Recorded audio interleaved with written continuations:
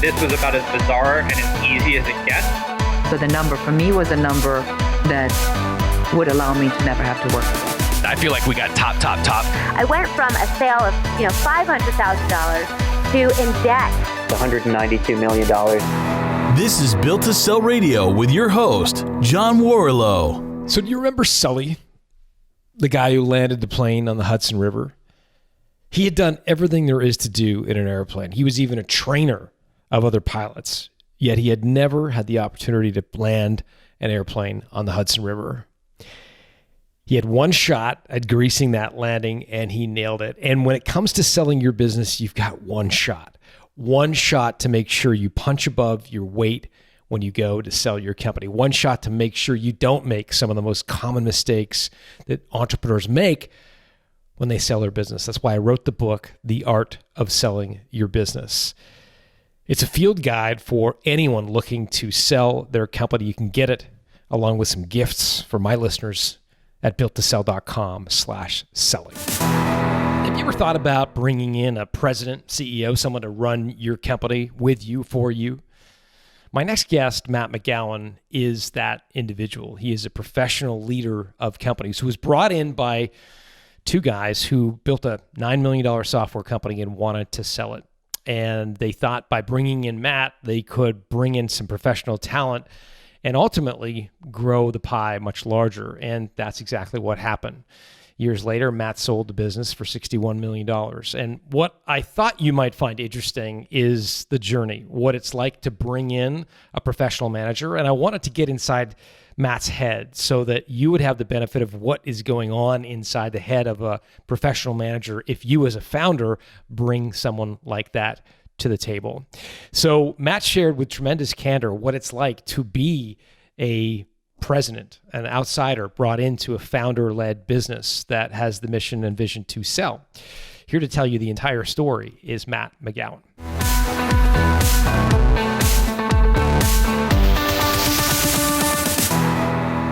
Matt McGowan, welcome to Built to Sell Radio. Thanks for having me, John. Good to be here. I would like to start at Oxford University because I was looking at your profile before we started and I noticed that you went to Oxford, and that's a pretty cool university to go to. So how did that come about? Like, how did you get to Oxford?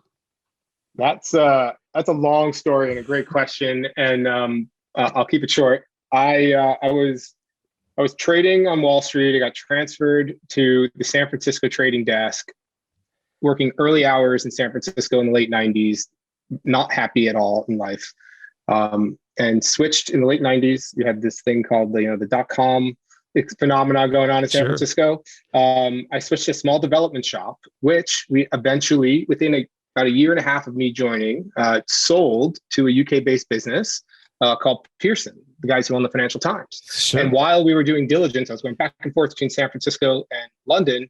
I learned about the business program at Oxford and fell in love. Neat. And you went to England, and the rest is defining in terms of your culture or your story for sure. I would like you to define something called a key man clause. And if you wouldn't mind, use it as a way into the Adestra story, how you came to become part of the Adestra team. So a key man clause is inserted in a document, and it, again, I'm going to butcher this, and I'm not a lawyer, but it identifies an individual who is considered very important or key to the transaction, and it limits that person in some capacity. So for me, I was on the board of Adestra. At the time, we decided to take our Series A, our one and only round, with a private equity firm out of the UK called Business Growth Fund. And in the 11th hour of that negotiation, everything was ready to go. Both parties seemed extremely happy. They dropped in the redlining process, a key man clause. First, I had learned about it then too. And it stated, in summary, that everything was good to go as long as Matt McGowan joined the business in 3 months. So the monies would be transferred if I joined the business in 3 months and was the custodian. why was BGF, Business Growth Fund, so keen to have you as part of Adestra? That question will haunt me to. No, to be fair, it's a great question, and I don't. Again, I'll probably butcher this as well, but I've been through the kind of zero to infinity game before with a few early stage companies, and the founders of the business had not. And in the negotiation process, it was clear that I played an important role in the business as a board member, and BGF, in their infinite wisdom, decided that I should play even a bigger part. So you were at the time leading corporate finance for the YouTube division at Google. Is that right? No, I was leading strategy for YouTube and at Google, and I was very comfortable. I had just had a child, and I had just moved to Toronto from New York, and I had just gotten married. So a lot of things had happened in that year, and you could say another big event happened as well. When I answered that clause, I had to have a sit down with my wife and have a big talk. But you're at YouTube, part of Google, and you're leading strategy. But that doesn't, it's not the same as corporate finance. So strategy, I think of strategy as generally acquiring companies, but it's broader than that, right? It's everything, right? The strategic direction of the company. Companies like Google have the luxury of hiring internal strategy operations consultant types. So they have like their own Mercer or their own, Bain or McKinsey internally. Yeah. And I got brought in on that team. Yeah.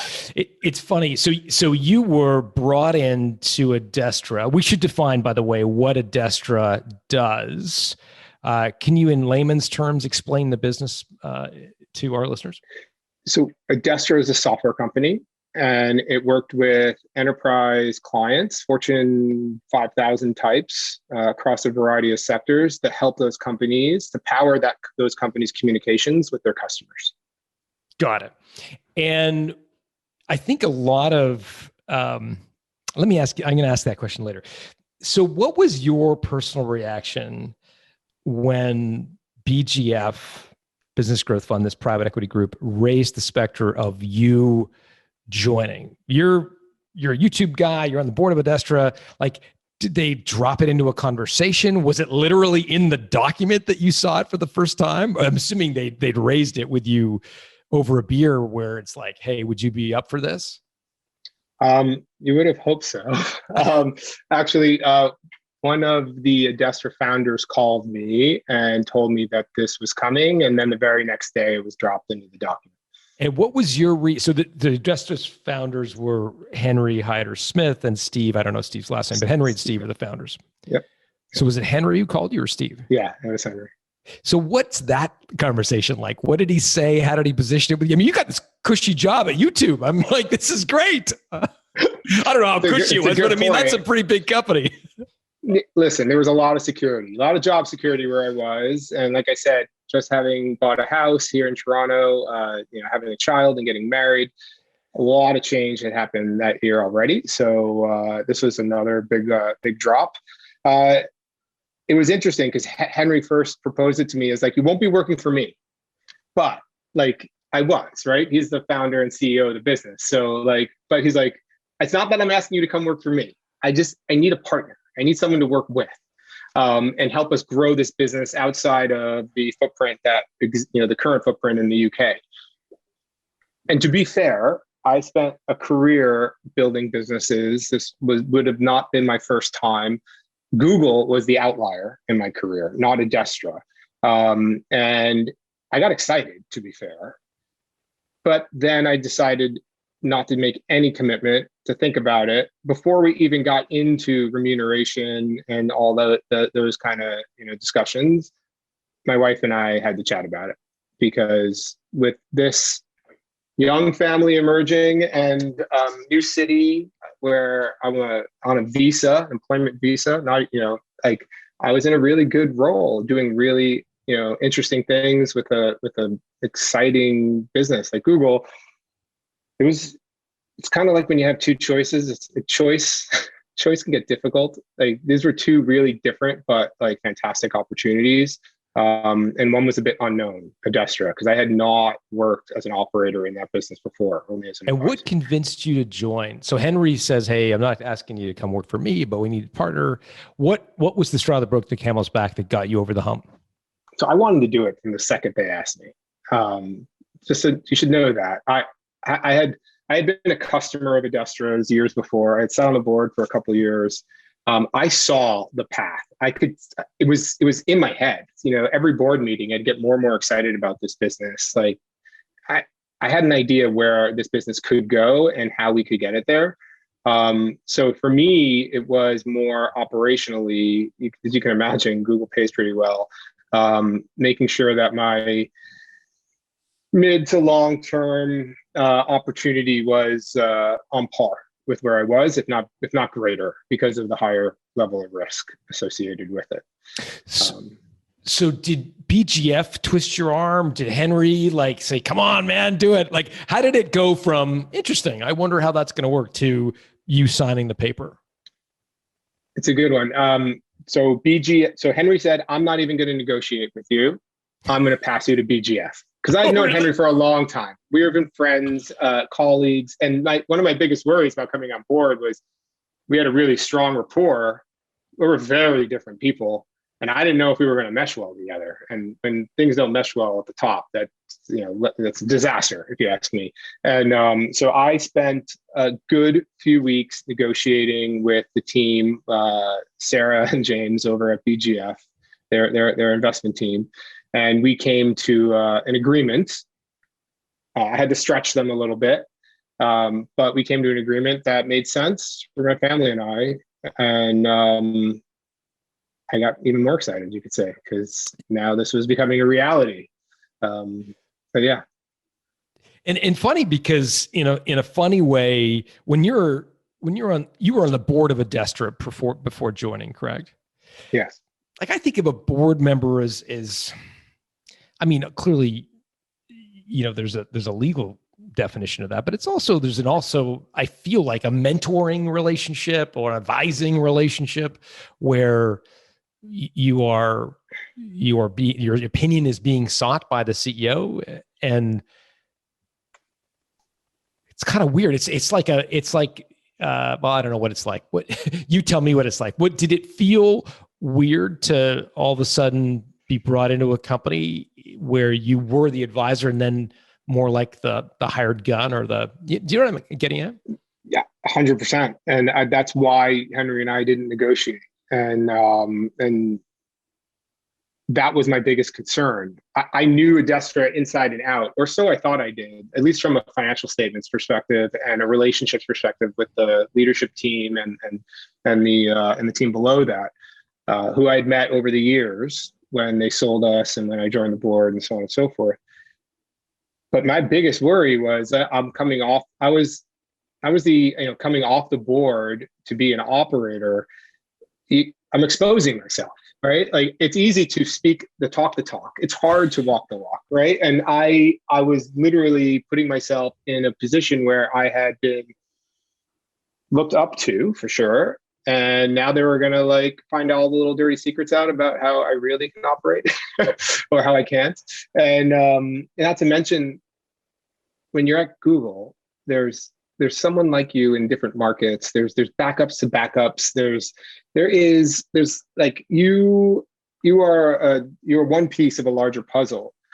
Brought into Adestra while I was a piece of the puzzle, it was a much more of a key man individual in that business, and I found my lifestyle changed. Right, so Adestra is a British business in the UK. We have aspirations across North America and into APAC. We got something called time zones. We got long travel times. There wasn't an office in Singapore that I could lean on, or an office in New York, or in Paris. Someone had to get out on a plane and go have these meetings and build these partnerships and open these offices and sign the leases and so on and so forth. And that was one of my other concerns, because I had a young family at home. And I think you can make the excuse that you're doing all this travel for, for work, but you're doing it at a cost, and the cost is your relationship at home. And that was something that I was very cognizant of going in to this, and something I watched closely while I was in the business, but it was very difficult to manage. Not being home Monday to Friday, 3 to 4 days a week is not ideal. It's interesting. I did an interview years ago now with a very similar situation where you had a founder who reached a plateau, and I'm not suggesting that Steve or Henry reached this plateau, but they kind of needed more professional management, and they brought in, this individual brought in a CEO, and in fact they brought in he brought in the person in as a COO, and it never worked. There was always this sort of weird, ambiguity around who was leading the company, because it was the founder, chief shareholder, and then the COO. The COO didn't have quite the mandate that they thought they were going to have. Ultimately, it came to a head, and the COO basically said, "You've got to make me CEO, and you've got to step down out of an operational role," he said to the founders, "because I can't, this is untenable the way we're structuring it." How did you guys structure your relationship between Steve, Henry, the founders, and you, and sort of, what was that like? Did you run into any of those issues, and how, if you didn't, how did you avoid it? Right. It's a great question, and I could think of so many stories around that like kind of accentuate this. But what we ensured that we did was we made sure that we built a document, literally. We would call it like the swim lanes. And there was, Steve and Henry were definitively well defined in their roles pre me. I took a little bit off each of their plates. And then we ended up bringing in a CFO. We hadn't had a CFO. That was something that was out of scope for the three of us, especially when you looked at multi-jurisdiction tax law across, the planet. And we brought in regional operators as well to take care of some of the day-to-day. But we planned this out ahead of time, and we agreed that, like, this is probably not going to be the way it'll actually play out, but that we'll agree that this is the beginnings of this document, and it'll be a living document that'll change, and required lots of time together. And it wasn't, so often it was at odd hours because of our locations around the world. But like, we spent a lot of time together discussing this stuff, fully open, in an environment where there was no consequence for a bad recommendation. What was the most acrimonious area where the swim lanes seemed to cross over one another? Probably more Henry and I. So Steve Denner, very product focused. He had the chief operations officer title. Henry had the CEO title. I was coming in as president. In reality, Steve was more of a chief product officer. And then the CFO, when we brought him in, took over a lot of the operations, so to speak. HR, legal, blah, blah, blah. Exactly. But Henry and I had the most overlap, and that was in our go-to-market strategy and how we were going to actually spend the dollars we had efficiently. The thing that was different between him and I is his experience was very local British, UK. Mine was, I guess, I had gone to Oxford, and by the way, the business is based in Oxford, so that's a whole nother story. But it was always nice to go back, every month. But the North American and APAC markets were new to him. So, we early on identified where he was strong, where I was strong, where gaps existed, where overlaps might exist and might happen, and to be fair, I think it worked because Henry is one of the highest emotional intelligence people I've ever met. And I call him an introvert, but when he's out and about, he's gravitational. And so we just had a really good rapport, which allowed us to, make the micro movements that we needed to adjust to each other's strengths and weaknesses and the business's needs. So yeah, go to market. Like I would say sales and marketing, if you have to look at it functionally, were where we probably overlap the most. How sensitive was Henry over the Adestra brand? I mean, it was his brand. Like he could tell you why the logo looked the way it looked. He had his founder story he loved to speak to.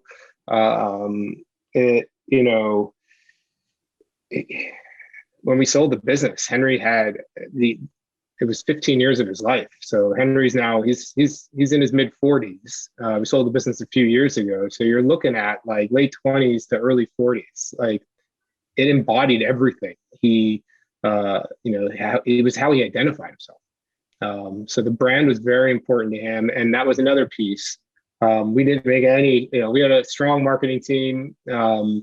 We made some changes over the years to how we go to market, but it all went through him first.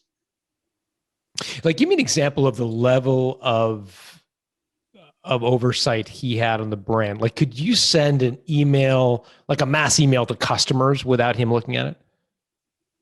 It's a good question. We were in the email business amongst other channels, so we would never send a mass email to customers. But okay, that's a bad question. But you know what I mean. Like, if you were going to do a communication to your customers, would he have had to sort of approve that, or at least review? No, he wouldn't have. And that changed over time, also, right? Like early days. Months, I was very much lean on him for his thoughts on decisions, and over time, he was able to move on to other things and let us kind of focus on what we needed to focus on. That said, we probably talked twice a day for 3 years, so it would be rare I would have sent something that he didn't know about. He may not know the details of it, but when we spoke, we covered off on a wide range of topics, but anything critical, he would know. And then we also used, operationally, we used things like we were on Microsoft, so OneDrive and such. So like he had access to everything, just like I would have. So, we were always kind of poking around, but he brought me in for sure to let go, which was, I think, probably the genesis of a strong relationship. And he wanted me there, which also helped. It wasn't being forced on him like I thought it might have been. I honestly believe that one day I will find out that the key man clause was his idea, not BGF's. Really? I have that assumption. It's never been spoken. It doesn't, but I bet you one day over a beer somewhere in the world, that story will surface. That's awesome. I would be, I would love to know that for sure. I'll let you know. Yeah. I guess a lot of people listening to this are kind of Henry and Steve's shoes a while ago. They are 100% owner operated businesses. They are one of the things they are contemplating, I think, is bringing in quote unquote professional management, right? Some of them are doing that to get to the next level. Others are doing that because that's what they think they need to attract an investment. And I'd be curious to know if you were talking to Henry and Steve circa 10 years ago or 15 years ago prior to that, like what advice would you give an owner operator who is contemplating bringing in really serious professional management? It's a good question. I think there's a few things, and bringing in professional management is definitively one of the probably most important or most impactful decisions a founder can make. I think another one, business continuity, in case something happens to the founder. What happens next? Where are the bodies buried, so to speak, and all the documents signed. Listen, we had a strong rapport, Henry and I, and this wasn't the first time he had asked me that he had come to me to join the business. When I, it's interesting. When we sold Incisive Media and before I joined Google, we had this conversation, and what I had told him was, I'm not ready, and nor do I think the business is ready for me. But I'm not going to tell you no. I can't tell you yes, but I'm not going to tell you no. And he's like, what does that mean? I'm like, I want to be involved, but I don't want to be an operator at the moment. So I joined Google, and he put me on the board. And what was the revenue of Adestra at the time? Like ballpark, number of employees, that kind of stuff, just size-ish? Yeah, it was about half the size. So the business doubled in the 2.5 years I was at Google. Okay, so you sold at 18 million in top line revenue. So you were ballpark around 8 or 9. 4. No, sorry, half the size of when I joined. So it was I'm sorry. Okay, I'm sorry. Yeah. So you were. It was a young business in its infancy. Had a few clients. One of the things, listen, I'm not big on advice. I think, especially when you're speaking to a large group like this, like everyone has their own needs. And I would, if I left any advice, I'd say follow your gut. You're going to make the right choice. If you make the right choice is to make a choice. But I would say for what worked for me and for Henry was our rapport and our relationship. And we came if you had drawn this out on on a chart, Steve and I probably were the most complementary because we had very few overlapping skills. Henry and I overlapped significantly on quite a bit, as we spoke about. What made it work was the relationship and the focus on a common goal and an incentive plan that helped us, focus our energies.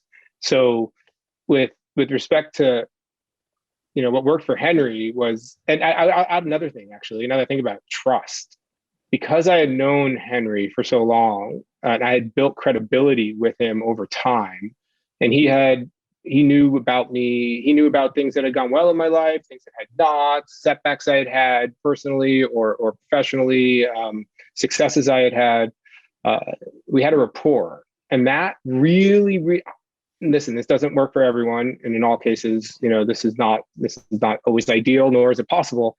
But that relationship was the catalyst that allowed us to do the work we did. You mentioned incentive plan, and I obviously don't need to know the exact numbers in your incentive plan, but I'd love to know if you can share how you structured the intermediate and long-term comp. I'm assuming you had a salary. Was it like a bonus, annual bonus?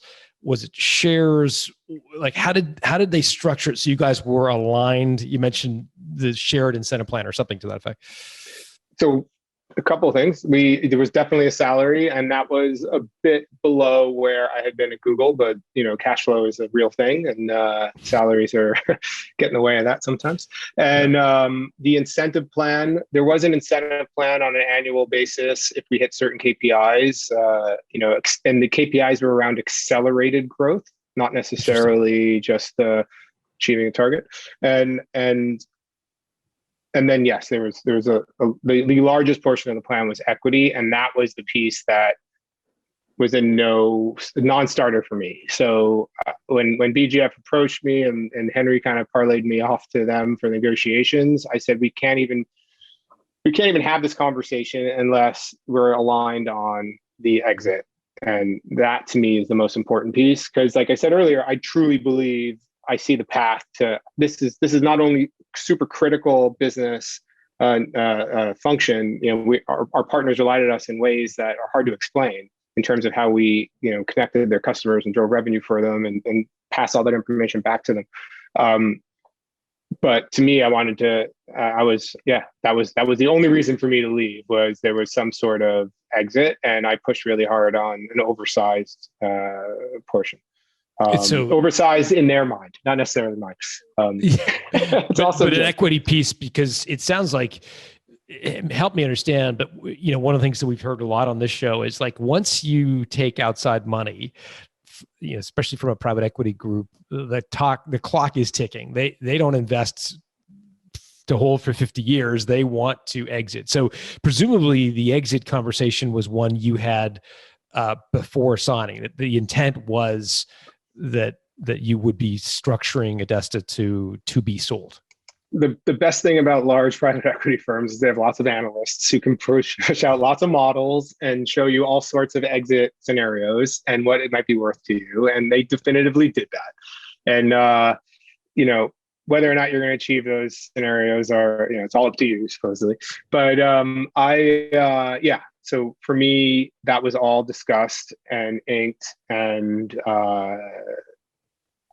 you'll notice I joined the business about 3 months after the equity was announced. That was time for me to do my time at, to my notice period at Google, and also to make sure that this was all locked down. So yeah, all that was very clear, signed off.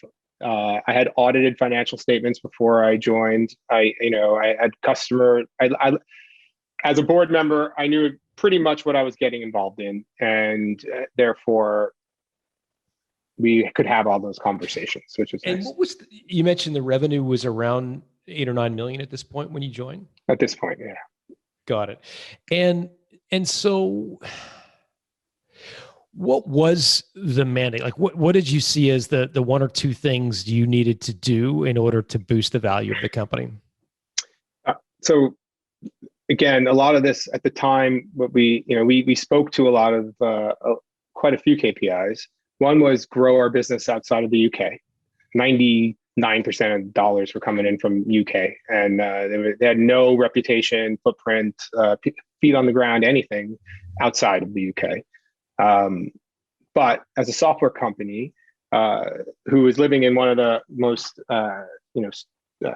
constrained data environments on the planet in the UK, with the GDRS or whatever it's called, GDPR, GDPR. 100%, yeah. So like with all this, like Adestra had solved for like can spam here in the US or Castle in Canada, or they'd already solved for a lot of the data requirements in other jurisdictions and markets, but they didn't have any experience operating in those markets. So like no one knew about it. So for me, so growing that footprint, and we had put, basically stakes in the ground that X% of dollars should be coming out of the US.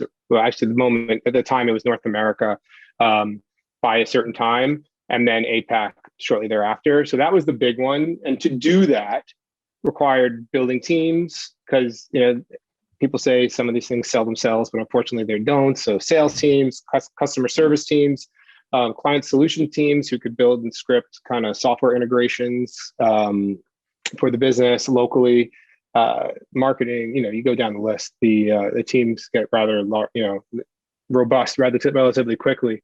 And so that was like priority number one. Priority number two was kind of global business, making sure we were all working in concert, doing the right, making the right decisions. One of the things about software is if you update it in one place, it often updates everywhere. So, keeping that in mind. And then three, like just being like building the profile of the organization, and all the, making sure you're on the right maps, making sure the business checks the right boxes, is in the press at the right time with the incumbents, and in the marketing automation and marketing tech industry. There's some few incumbents that are mammoth compared to David and Goliath compared to us. You get your Salesforces and your Adobes and your IBMs that we're going up against. No small feat, right? So just getting a meeting was tough for Adestra. Luckily, I had operated in these markets before. I had relationships, and that definitely helped getting in the door. And the software took it the rest of the way. Software was amazing. And you were hugely successful because as I understand it, the business grew from 9 million in 2016 to 18 million to 2000. So doubled in 2 years, which is incredible. And I think about 90, if I remember correctly, 90% of that was annual reoccurring with, so it was actually monthly reoccurring, baked into an annual deal, in many cases, multi-year, with monthly minimums and overage. Wow. It sounds like a recipe for a fantastic exit. So let's get into that. So what triggered you guys to decide to sell? Was there an event of some sort that triggered it? With GDPR and Brexit, many of our developers were from Eastern Europe, and they were in the UK. There were these macro events happening that worried us. Let's just leave it at that. We didn't know how they were all going to fall, like these massive, legislation. Couple that with founders who'd been in the game for over 10 years and saw that they were sitting on a large amount of equity, but not wanting to mess up the cap table by selling it off, so to speak. They were looking for some cash flow, and we also weren't the we also weren't the only game in town, right? So there were other challengers on the market who had received significant investment. We took a small amount of money, but we were going up against companies that had taken 10 to 20x what we had taken, and they were moving quickly. Let's leave it at that, right? And so when you kind of couple all that together, it felt like the right time. I would add also, we were receiving a ton of inbound. So when I joined and we started really making some headway in North America with some major brands like Domino's Pizza and such, we were on the map, and people started sniffing around. Companies, private equity firms, strategics started sniffing around. So we found ourselves for a couple of months there getting distracted by them, having conversations with really no direction nor understanding of where we wanted to go. So what we did is we kind of built a pro forma response email. Basically said, thank you, but no thanks. We'll keep you on file. When we're ready, we'll let you know. And pretty short. And sent them off, kept everyone on the side. And we were sitting at a board meeting. There were some major acquisitions happening in the space at the time. And our appetite got wet. So we held a little dance, so to speak, for advisory firms. We found an amazing fit. And hold on, before I want to get to there next, but you'd seen, like in the emails marketing space, I'm trying to think of some of the big acquisitions, but HubSpot's bought some stuff. Salesforce.com. It's all acquisitions, right? So IBM acquired Silverpop, Salesforce acquired ExactTarget. That's right. Campaigner went to Adobe. HubSpot picked up a bunch. A bunch of the private equity firms, Insight Venture Partners and such, owned quite a few. You had your CRM wars going on, and part of the CRM is like the communications, the email piece. So I mean, the space was going haywire. It was really hard to keep up on it, to be fair, and run a business. And did you get a sense of because some of those deals would have been made public, certainly the bigger ones. Did you get a sense of what they were trading at in terms of a multiple of their annual recurring revenue? Yeah. And there was a spectrum. So we were an enterprise player. So we worked with a smaller number of bigger clients. There are some SMB players like MailChimp that work with, millions of smaller clients. Yeah. So more client risk on our side than on their side. So the smaller kind of SMB players were getting much higher multiples than the enterprise players, just because I believe their customer profiles and such. What percentage of your revenue did your largest customer represent at the time? When I joined, a double-digit percentage. When we sold, under 4%. So wow.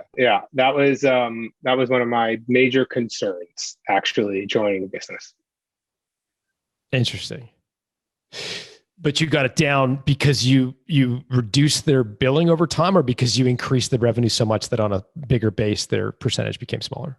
I would say their billing was pretty flat, maybe slightly down. It was a large, old media company. Old, my son says old school, but like a large traditional media business in the UK that wasn't really growing, that was managing like growth via costs. And it scared me. Let's put it that way. Like one of these media companies, you could go belly up tomorrow, but they were really smart in the way they communicated with customers, and they're still an Adestra customer today. And I don't want to say we were very strategic in their survival. But even though it was down to the largest customer being just 4% of your revenue, you still felt that your valuation was somewhat discounted by the fact that you had customer exposure. In other words, selling to enterprise meant that if you lost one customer, it was a much more material event than MailChimp loses customers all the time. MailChimp fires customers all the time. But definitively. Longer sales cycles, more barriers to closing, integrations and such, and more risk. And so those are definitely some, but also our size, right? So at just under 19 million in revenue, like there's thresholds in these models. 10 million is a big one. 20 million is a big one. Whether or not that's right or wrong, we would get that. Like, interestingly enough, many of the acquirers who poked around that we actually communicated with thought we were bigger than we were, because we had done such a good job of making like a splash and getting out in front of customers, and that it was often a little bit humbling when they found out how that we weren't as big as they thought we were. And similarly with the private equity firms, that so it wasn't just our clients. Everyone thought we were bigger than we were. And so, interesting enough, we had a large pipeline, right? We were really good at pipeline management, and we actually, that was an interesting carrot. If we could, keep our close rate going the way it was, what has it been, 2.5 years now? I bet you we would have been closer to 40 million today. So what were you seeing in the marketplace as it relates to valuation multiples? Like what were you seeing in the other deals being done? Did you get a sense of a multiple of revenue or multiple of EBITDA that seemed like the market rate, so to speak? So we ran the business at pretty much break even, investing every dollar back. So there wasn't really an EBITDA multiple, though you could have backed into one. 3 to 5x for a company like us seemed about right. X being top line, or revenue, ARR, sorry, right? Top line, yeah, ARR. And then 1x anything that was like one-off. So if 90% of the business was recurring, you'd get 3 to 5, and then the services dollars, which come along with software, often they're outsourced. We kept them inside. Those dollars were closer to 1, maybe 1.2 top line. If you go downstream to the SMB players, you're looking at the high end, probably 15 to 20, and on the low end, around 10x, all based on growth. Yeah, because you guys were growing fast, 50% a year. You know what? I thought so. You get in these conversations and they're like, oh, only 50 or only 48. And you're like, really? Really? Yeah. You try it. Yeah. Hey, and I think as an exec looking to sell your business, I think that's one of the things you have to be ready for, is that they're going to poke holes on everything you've done. And you can't take it personally, but it's all a negotiation tactic at the end of the day. They're talking to you for a reason. That's the way I always looked at it. But what sort of holes did they poke in you guys? No, growth rate's only 50%. Why isn't it 75?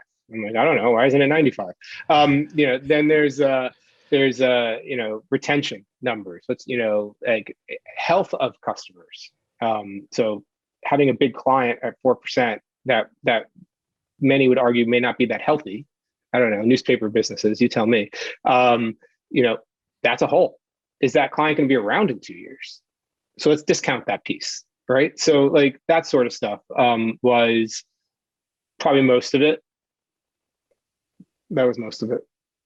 And so you hired an M&A firm out of the UK? Out of Boston. Okay. Shea and Co. Great company. Okay. So what was the reaction like to Shea & Co.'s work? Like how many sort of folks sort of nibbled on the offer, and how many actual letters of intent did you get? So we spoke to 5 or 6 advisory firms. Oh, you mean the acquisition? Yeah, sorry. Yeah, no. Sale. Sorry. Yeah. Let's go right to the sale. So we had 4 LOIs. And they came from strategics and private equity. It's amazing how different companies value your business. The range in offer was, I'll share. There was some down in the high 30s, and there was in terms of high 30 million. Yeah. And then there was one in the high 50s and a strategic, and that ended up, at 61 million. But it was interesting, the range of offers and the how private equity versus strategics valued the business, and none of the offers were where we thought we should be. We thought we should be higher, right? That's always I think that's always the case, unfortunately, for the most part. What did you think the company should have been worth? I don't know if it really mattered.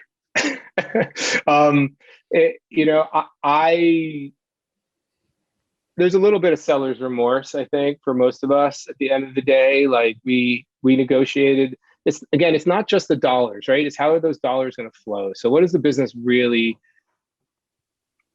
You could settle on a number. Let's call it 60 million. Is that money going to be paid up front? Is it all cash? Is it in equity? Is it paid on a schedule over time? Is there an earnout? Like all of that played into it. And when we started having discussions with potential acquirers, the all cash upfront offer seemed like it would be worth more to us than something tiered over time.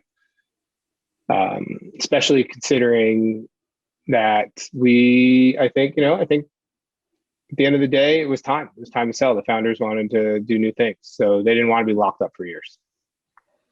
Got it. So if I'm doing the math, the sale price, I think, because Upland Software was the ultimate winning acquirer, and they reported it as being 61 million USD, I believe.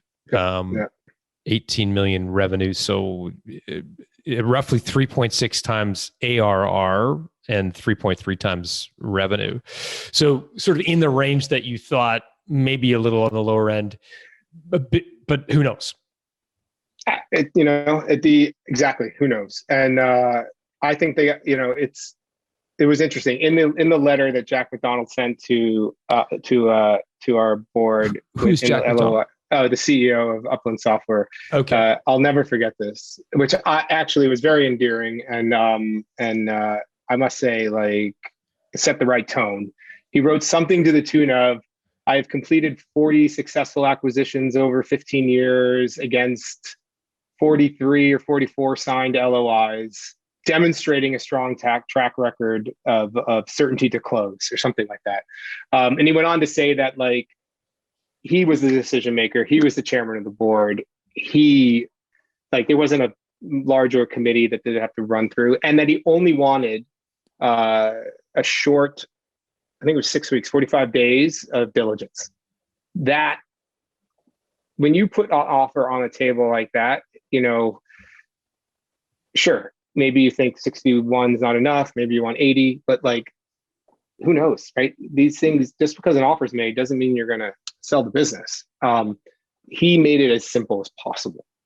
And that was valuable. There was value there for us. I'm so glad you shared that, because certainty to close is, oh man, I just did an interview with somebody who took the highest offer from a private equity group, told his employees, blah, blah, blah, blah, blah. Ultimately, the private equity group didn't have the money to close. They didn't close. It ruined his business. It was a disaster, right? But that's a tough story. Yeah. But so certainty to close has certainly a material value, and it sounds like he had a track record of doing it. So, and a 45-day diligence. Take me inside the boardroom. You've got yourself, who's been with the business for 2 years and presumably has, obviously added tremendous value in 2 years. You had Henry, founder, and all the emotional, elements of that. And Steve also, that piece, it would be life-changing for them clearly as well. And then you had this sort of professional money, the BGF, Business Growth Fund, the private equity group, who probably do this stuff all the time. It's just kind of like a bit of a yawn for them. So tell me a little bit about take me inside the boardroom when you're looking at these offers, these 4 LOIs.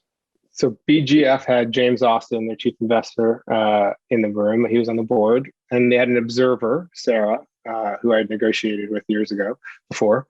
And they had appointed a non-exec director, Pete Opperman, who didn't work for the company, non-exec, didn't work for BGF either, but has made a career on boards and done very well. And then on the Adestra side, Steve Henry, myself, our CFO, our regional director of APAC, and our commercial director, Henry, another Henry Smith, believe it or not. So the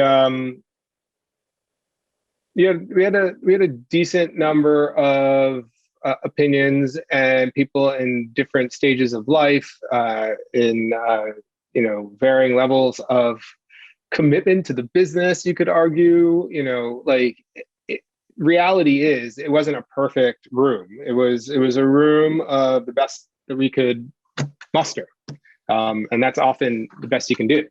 And while everyone in that room, the thing we had going for us was a strong rapport. We'd over invested in time together so that we all understood our individual needs and our individual wants and desires, as honest assuming everyone was honest. And over the years, you tend to get to know people, and it was a very friendly room. So the interesting thing is that Steve and Henry still own the majority of the company. So we're all there as a board.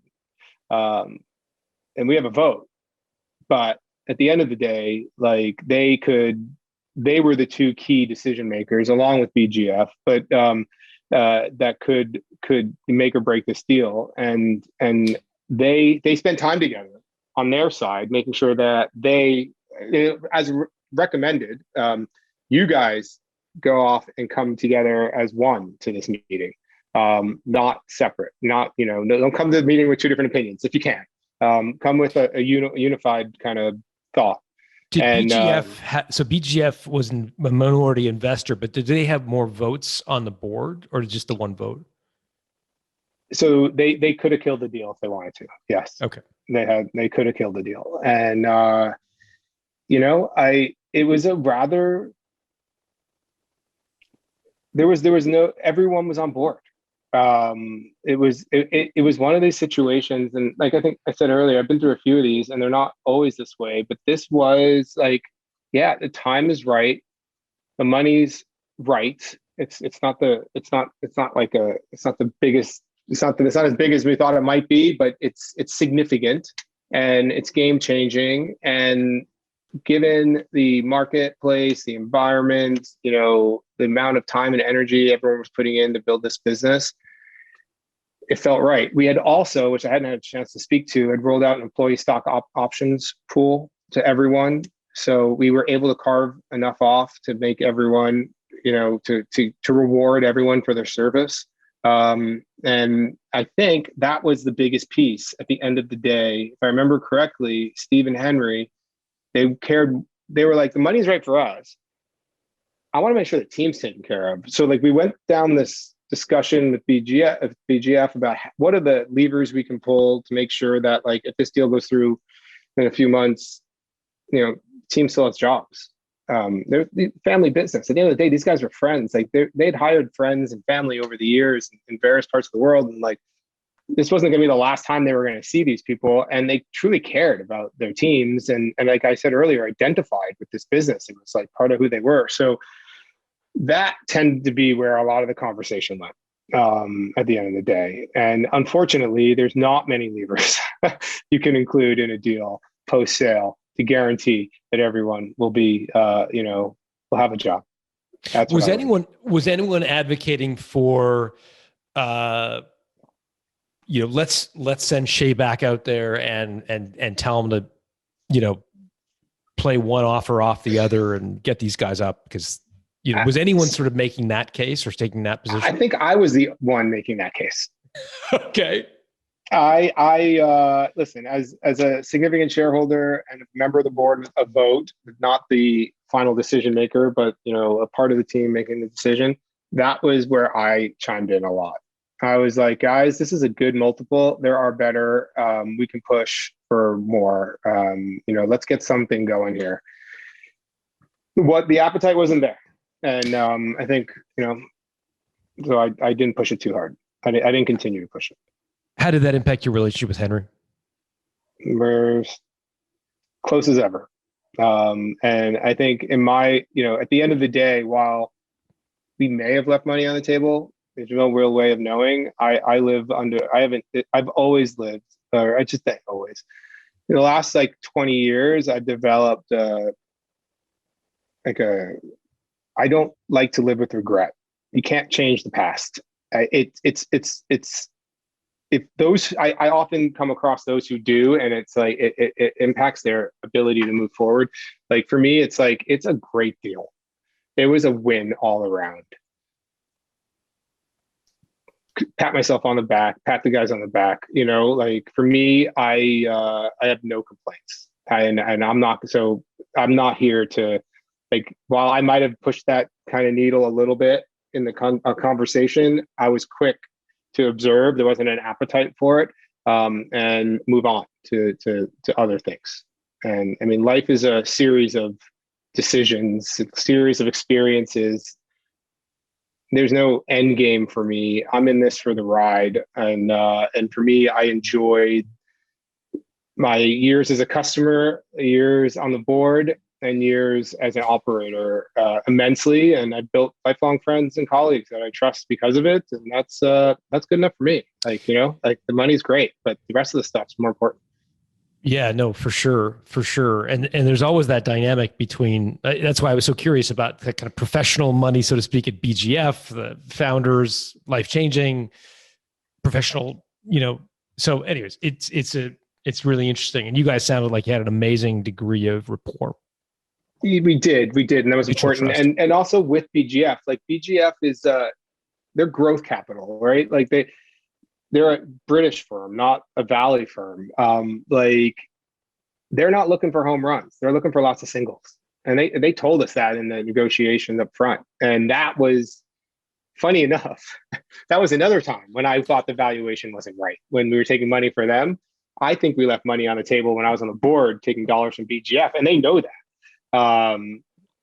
But again, Henry was more about the rapport, the relationship, the ability to work together, the fact that they were smart money, but they were hands off. All that stuff was more value to him than Mac squeezing out the last dollar or whatever it might be. What's life been like for you all post sale? Before we hit record, we talked a little bit about this notion of kind of seller's remorse and how that can be a real thing. It was a good group of individuals, 180 or so of us, across the planet. It was a special time. I think back fondly on all the relationships that I built during those years. So there's a bit of remorse, we've all gone our separate ways. Everyone's doing something different. And when you're not working together day in and day out, and you have other things you're doing, you drift apart a bit. You can't communicate as much. So there's that. There is a bit of a, let's get the band back together or something. But that's definitely, that goes through my head from time to time, I'm loving what I'm doing now. I wouldn't give it up for the world. So for me, that remorse is more personal, I think, than professional. And across the board, those who I've stayed in touch with seem to be in good places. So I feel good about, that sort of thing. The guy who was running my Dallas office bought himself a house. Amazing, right? Awesome. I go Toby. I miss that kid. But I think we were on a trajectory. We had a robust pipeline of opportunities we were engaging and moving forward on. And I think, if we had stayed the course, it would be very plausible for our growth rate to have accelerated, because the opportunities we were speaking to got bigger and bigger. You kind of work your way up. The Fortune 100 doesn't usually jump on board, so the Fortune 500 jumped on board, So we were working our way up, and we probably could have kept it going, but can't change the past. How have Henry and Steve fared post sale? They appear to be doing really well. They sold off their houses. They put their kids through school. They, got all their fees paid. They are getting involved in other endeavors. They still both live up in Oxford, not too far from each other. So I think they're doing quite well, Awesome. But I'm not there. It's hard. I'm not in the UK nearly as much as I used to be. So. Well, it's an amazing story. I'm really grateful for you sharing it with us. I know people are going to want to reach out. What's the best way? Probably on Snapchat. What's the best way to folks tell people what you're up to now, and then what's the best way for people to reach out to you if they wanted to say hi on social media? Please, yeah, I try and get back to everyone who reaches out, so I am more than happy to connect. Snapchat's a great place to reach out to me. It's McGowan Matt if you search on Snapchat, McGowan Matt. I'm running Snap here in Canada, the GM and part of the global exec team, and very much enjoying this chapter of my life. You can also find me on Twitter, Matt_McGowan, or you can email me at mattmcgowan@gmail. So gmail.com. So very, very easy to find and connect with, I believe. I try and keep it that way. It's important to me. Most important, McGowan Matt on Snapchat. Exactly. Thank you so much for doing this. Hey, thanks for having me. This is wonderful. I love this. It's nice to relive the experience. Hey, if you like today's episode, you're going to love my new book, The Art of Selling Your Business. The book was inspired by the cohort of my guests over the years who have been able to negotiate an exit far better than the benchmark in their industry, sometimes 2 or 3 times more than I would have expected. I was curious to understand the tactics and strategies of these entrepreneurs and what they do differently from average performers. The result is a playbook for punching above your weight when it comes to selling your business. To learn more, go to builttosell.com/selling. where we put together a collection of gifts for listeners who order the book. Just go to builttosell.com/selling.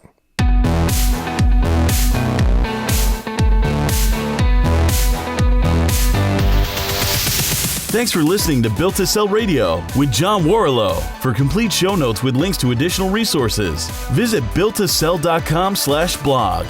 John is the founder of the Value Builder System. To find out how to improve the value of your business by 71%, visit valuebuildersystem.com. John is also the author of Built to Sell, Creating a Business That Can Thrive Without You, and The Automatic Customer, Creating a Subscription Business in Any Industry. Connect with John at facebook.com/builttosell or on Twitter at John Warrillow, WARRILLOW. Thanks for listening.